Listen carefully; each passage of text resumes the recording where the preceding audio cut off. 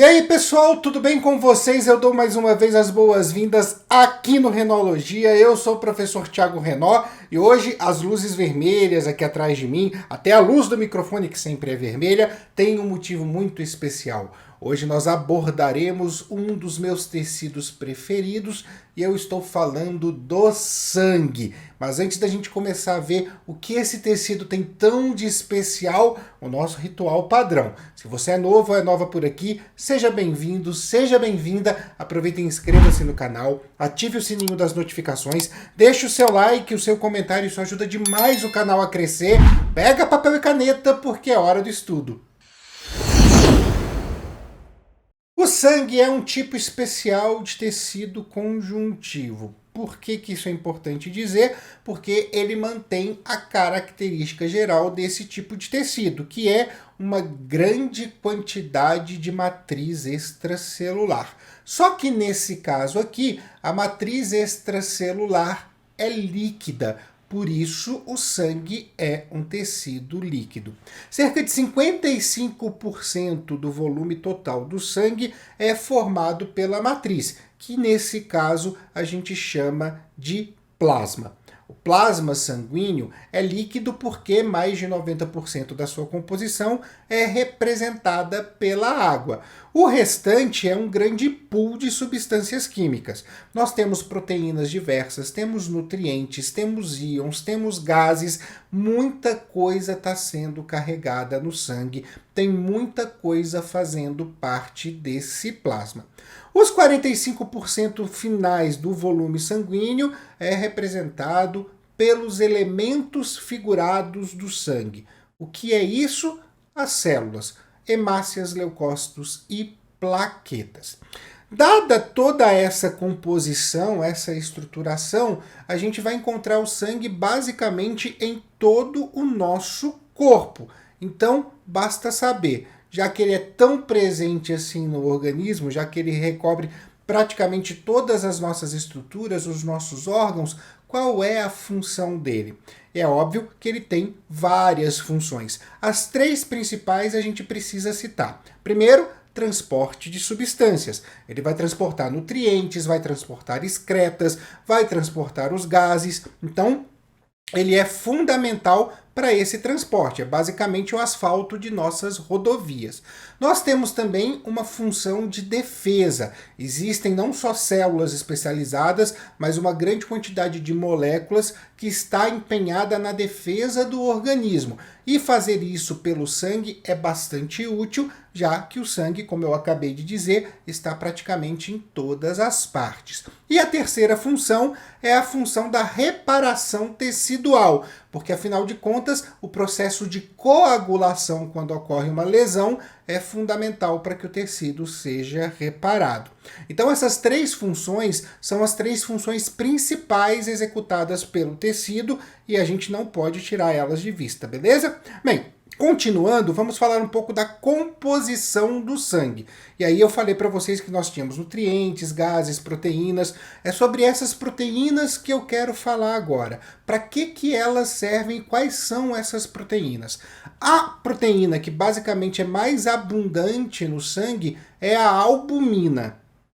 Essa proteína está envolvida com dois processos muito importantes. O primeiro, a osmorregulação. Basicamente é o controle da pressão osmótica. E o segundo, o ciclo da bilirrubina. A bilirrubina é uma substância que deriva da quebra da hemoglobina, da destruição das nossas hemácias. Ela não pode ser acumulada no nosso organismo porque ela produziria um efeito tóxico. Por esse motivo, existe todo um ciclo para que a gente possa eliminá-la e também produzir algumas coisas a partir dela. Um bom exemplo é a bile, participante do nosso processo de digestão. A albumina vai formar com a bilirrubina o que nós chamamos de bilirrubina conjugada, que faz parte de todo esse ciclo dessa substância química. Por isso, é bastante importante. As outras proteínas que nós temos no nosso sangue são as proteínas de coagulação, fundamentais para executar a função de reparação tecidual, e as proteínas de defesa. Nesse caso, nós temos duas a citar. A primeira são as imunoglobulinas, que você com certeza conhece por outro nome. Eu estou falando dos anticorpos. E a segunda são as proteínas do sistema complemento. O sistema complemento é uma cadeia de proteínas que se ativa e ela também vai ajudar, essa cadeia de proteínas vai ajudar no combate a micro-organismos patogênicos que por um acaso apareçam no nosso sangue, beleza? Bem, já que nós temos essa condição, ainda falando sobre a parte líquida do sangue, com certeza vocês já ouviram dois termos, além do plasma, o termo soro. Existe diferença entre plasma e soro ou é tudo a mesma coisa? Eu digo para vocês que existe sim uma diferença significativa. Qual é essa diferença? O plasma é a parte líquida total do sangue, contém todos os componentes dele, todas as proteínas. Já o soro é a parte líquida do sangue sem as proteínas de coagulação. Então, o processo de coagulação já aconteceu e aquela parte líquida que sobrou não contém mais essas proteínas, beleza? E aí a gente tem o soro em uma função bastante importante, porque afinal de contas, ele contém os anticorpos. Também estão presentes no plasma, claro, mas quando a gente fala do soro, a gente fala muito por conta da indústria farmacêutica. Ele contém os anticorpos, que são responsáveis por uma resposta imune específica, e por esse motivo, ele, quando injetado, acaba trazendo uma atuação do sistema imunológico muito eficaz contra um determinado agente. Aí eu estou falando do soro antiofídico, do soro antiescorpiônico, do soro antitetânico. Quando a gente fala de aplicação de soro, a gente está falando da aplicação da parte líquida do sangue de um outro animal que já produziu os seus anticorpos, beleza?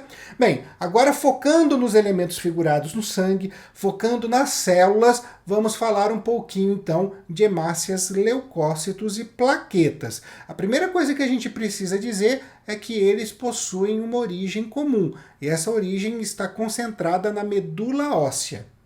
Quem vai se responsabilizar pela produção dos elementos figurados é uma célula-tronco pluripotente, também conhecida como stem cell. Essa célula é quem vai se diferenciar em hemácias, leucócitos e plaquetas, e quem vai definir essa diferenciação é uma indução hormonal. Quais são esses hormônios? O primeiro é a eritropoietina, que vai fazer com que a stem cell se diferencie em hemácias. Depois nós temos os fatores de crescimento de granulócitos, que vão induzir a produção de leucócitos. E por fim, nós temos a trombopoietina, que vai fazer com que essa célula se diferencie em plaquetas. Dessa maneira, à medida que nós temos então esses hormônios chegando na medula óssea e entrando em contato com as stem cell, nós temos então a produção dos diversos elementos figurados do sangue. E eu trouxe até uma imagem para mostrar isso para vocês de uma maneira bastante clara. Vamos dar uma olhadinha nela.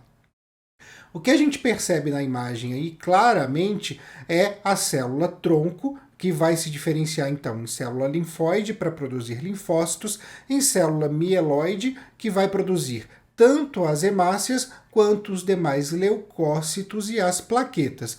As hemácias têm um destaque importante aí porque elas têm o processo de extrusão do núcleo. O que significa isso? A expulsão do núcleo, porque elas precisam de mais espaços.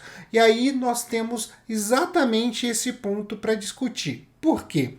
Porque as hemácias, elas executam uma função que é vital para o nosso organismo. Eu estou falando do transporte de oxigênio. Quem vai fazer esse transporte de oxigênio é uma proteína conhecida como hemoglobina, que tem uma grande afinidade com esse gás. Como eu preciso de muito oxigênio, eu não posso perder tempo tendo um núcleo nessas células. Quanto mais hemoglobina eu poder colocar dentro delas, para mim melhor, porque quanto mais hemoglobina, mais oxigênio eu estou transportando. Por isso a hemácia é uma célula anucleada. E ela também tem um tempo de duração, porque afinal de contas, pela função dela, pelas funções das células sanguíneas, a gente precisa estar sempre renovando para poder garantir a maior eficácia das suas ações. Uma hemácia dura mais ou menos 90 dias, ou 3 meses, se assim preferirem. E logo que elas perdem essa validade, elas são encaminhadas para o baço e um pouco também para o fígado, para poderem ser destruídas e aí formar o ciclo da hemoglobina, reaproveitar o ferro e usar aquilo que pode ser reciclado para formar novas hemácias. O formato das hemácias também é estratégico. Eu estou falando desse formato de disco bicôncavo. Por quê? Porque ele consegue passar tranquilamente por vasos, inclusive vasos estreitos, como os capilares, e ele também consegue permitir que as hemácias consigam se agrupar de uma certa forma a ponto de formar o coágulo, o que é fundamental quando elas ficam presas na rede de fibrina para poder fazer a reparação tecidual, para poder atuar num estancamento ainda maior de sangue no caso de uma lesão. Então, tudo nessas células é devidamente programado para ser eficaz, beleza? Bem, a gente tem até outros tipos de hemácias, outros tipos de formato, e aí vale a pena eu citar aqui que nós temos um vídeo aqui no canal que é um episódio do Articulando, antes dele ser podcast, falando sobre anemias. Eu estou deixando o card para vocês porque é um vídeo que realmente vale a pena dar uma conferida, tá bom? Bem, avançando agora, nós temos os leucócitos. Eles estão em um número bem menor que as hemácias do nosso sangue e são as nossas células de defesa. Nós temos dois tipos de leucócitos circulando no nosso sangue. Os granulócitos, que o nome já é bastante indutivo, possuem grânulos no seu citoplasma, e os agranulócitos, que são, obviamente, aqueles que não possuem grânulos no seu citoplasma. Quanto aos granulócitos, nós temos 3 células que estão envolvidas nesse grupo. A primeira delas são os neutrófilos, a célula de defesa, o leucócito mais abundante no nosso sangue, que tem uma grande capacidade de fagocitar. Ele tem uma ação fagocitária enorme e basicamente é o que ele vai fazer com todo e com qualquer antígeno que ele encontrar pela frente. Seja uma bactéria, seja uma proteína, não interessa. Ele é ótimo em fagocitar antígenos. Além deles, nós temos os eosinófilos, que são células que vão atuar na proteção do nosso organismo contra parasitas maiores, por exemplo, os vermes, e também vão atuar produzindo substâncias antihistamínicas, que vão combater processos alérgicos. Na contramão, nós temos os basófilos, o terceiro tipo de granulócitos que nós temos. Os basófilos vão produzir heparina, que é uma espécie de anticoagulante, e também vão produzir histamina, que é quem vai induzir os processos alérgicos. Quando a gente tem aí uma grande produção de histamina, algo que é fora do controle, a gente tem realmente a alergia sendo estabelecida. Quando a gente fala dos agranulócitos, aqueles que não possuem grânulos no citoplasma, nós temos 2 tipos mais importantes. O primeiro deles são os linfócitos. E aí, os linfócitos, por sua vez, vão se dividir em tipos diversos. O primeiro a ser citado é o linfócito B, que é quem vai produzir os anticorpos, célula bastante importante para a nossa imunidade específica. Nós temos também os linfócitos T auxiliares e os linfócitos T citotóxicos. Os auxiliares vão fazer comunicação química entre as células de defesa para melhorar a eficácia da resposta imunológica. Já os linfócitos citotóxicos, os T citotóxicos, vão atuar matando nossas células que estão infectadas por parasitas intracelulares. Pode parecer um pouco cruel? Até pode parecer um pouco cruel, mas elas são fundamentais para evitar que os ciclos dos vírus possam continuar e novos vírus possam ser formados. Por isso, a crueldade tem um certo objetivo. Terminando os agranulócitos, nós temos os monócitos. Esses são células que estão no sangue por um período transitário. A função delas é muito parecida com a dos neutrófilos, elas são fagocitárias, mas a ideia delas é ir para os tecidos e nos tecidos se diferenciar em uma célula chamada macrófago, que será uma grande fagocitária em nível tecidual. E agora, se a gente olhar bem, nós temos aí os 5 tipos de células de defesa, os nossos 5 tipos de leucócitos na figura, para a gente poder identificar cada um deles. É importante a gente conhecer as diferenças morfológicas entre os leucócitos, porque é justamente isso que será observado no hemograma. E aí a gente vai poder fazer a contagem dessas células e ver a proporção que elas se encontram no sangue. Isso é fundamental para a gente induzir um diagnóstico. Pode ser uma infecção bacteriana, dependendo do número de neutrófilos, de uma infecção viral, dependendo do número de linfócitos, um processo de verminose, um processo alérgico. Essa proporção entre as células que será observada no hemograma é quem vai dizer para a gente, dar uma direção para um diagnóstico de uma determinada doença. Então, conhecer essas diferenças é fundamental. Por fim, a gente fala das plaquetas, que na verdade não são células, são fragmentos de uma célula maior. Essa célula maior é conhecida como megacariócito. Essa célula ela se divide em pequenos fragmentos e as plaquetas têm função primordial na coagulação sanguínea. Elas são as primeiras a se aderir na rede de fibrina e vão possibilitar, então, depois de formar esse tampão plaquetário, a retenção das hemácias e dessa maneira a gente tem a interrupção do sangramento, a interrupção da hemorragia. Tanto é, essa importância é tão fundamental no nosso sangue, que quando a gente tem o diagnóstico de dengue, uma das coisas que se observa no hemograma é justamente a quantidade de plaquetas. A dengue, como uma doença hemorrágica, acaba diminuindo o número de plaquetas, então é fundamental fazer esse acompanhamento no caso de diagnóstico de dengue, para saber se a hemorragia ela está bastante suscetível a acontecer pela diminuição do número de plaquetas.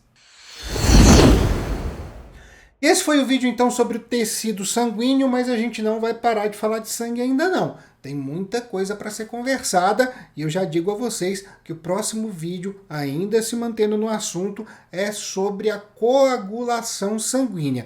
Vamos entender como esse processo acontece, beleza? Antes de eu me despedir, eu deixo aqui as nossas redes sociais, @Renologia no Twitter, Instagram e também no TikTok. Deixo aqui também a dica do Articulando, o podcast aqui do canal, que sai tanto no YouTube, quanto no Spotify, quanto no Google Podcasts, e tem aí como objetivo ampliar o repertório de vocês, o que é fundamental para uma redação, e também eu deixo meu grande beijo a todos e a todas. Até a próxima!